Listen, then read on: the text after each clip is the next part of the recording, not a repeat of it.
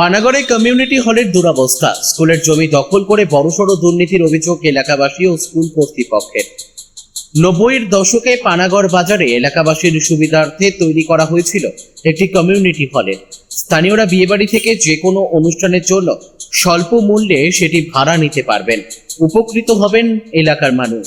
এমনটাই ভেবে সেই কমিউনিটি হলটি নির্মাণ করেছিলেন তৎকালীন বাম সরকারের অধীনে থাকা কাকসা পঞ্চায়েত সমিতি। যদিও তার রক্ষণাবেক্ষণের দায়িত্ব দেওয়া হয় একটি স্বেচ্ছাসেবী সংগঠনকে।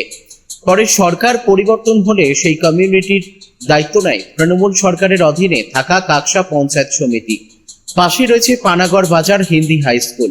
সেই স্কুলের জমি সংক্রান্ত বিষয় খতিয়ে দেখতে গিয়ে দেখা যায় গোটা কমিউনিটি হলের জায়গাটি স্কুলের। এরপরেই শুরু হয় আইনি লড়াই স্কুলের সাথে পঞ্চায়েত সমিতির।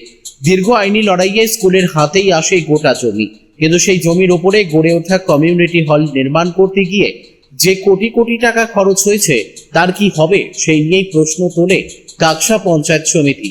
শেষমেশ দুই পক্ষের সিদ্ধান্তে রক্ষণাবেক্ষণের দায়িত্ব দেওয়া হয় তৃণমূলের এক পঞ্চায়েত সদস্যের স্বামীকে।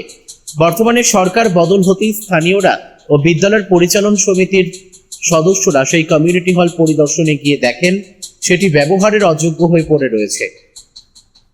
ওপর থেকে ছেড়ে পড়ছে প্লাস্টার, বিদ্যুতের সরঞ্জাম, পাখা, লাইট সবই প্রায় চুরি হয়ে গিয়েছে।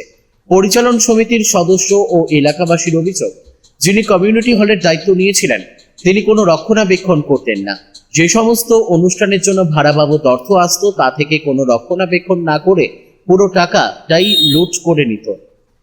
পুরো কমিউনিটি হলের চারপাশে গজিয়ে উঠেছে বিষাক্ত পার্থেনিয়াম গাছ, মাঝে মধ্যেই ছেড়ে পড়ছে প্লাস্টার।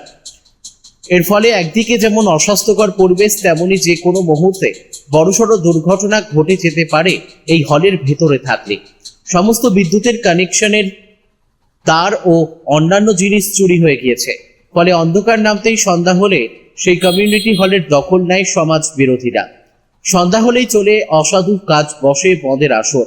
গোটা হলের ভেতরে ও চারপাশে পড়ে থাকা মদের খালি বোতল তার প্রমাণ দিচ্ছে। স্থানীয়দের দাবি, এই কমিউনিটি হল ব্যবহারের যোগ্য থাকলে অল্প খরচে মানুষ ভাড়া নিয়ে তাদের বিয়ের বা যে কোনো অনুষ্ঠানের কাজ করতে পারবে, দ্রুত যাতে সেটি মেরামত হয়। আর যারা নিজেদের দখলে কমিউনিটি হলটি রেখে দুর্নীতি করে গেছেন তাদের যাতে শাস্তি হয় সেই বিষয়ে তারা কাকসার ভিডিওকে অভিযোগ জানিয়েছেন। ভিডিওটি ভালো লাগলে লাইক, শেয়ার, কমেন্ট ও সাবস্ক্রাইব করুন। আপনারা দেখছেন সংবাদ শিরোনাম ডিজিটাল, মাথা উঁচু করে এগিয়ে চলার শপথ।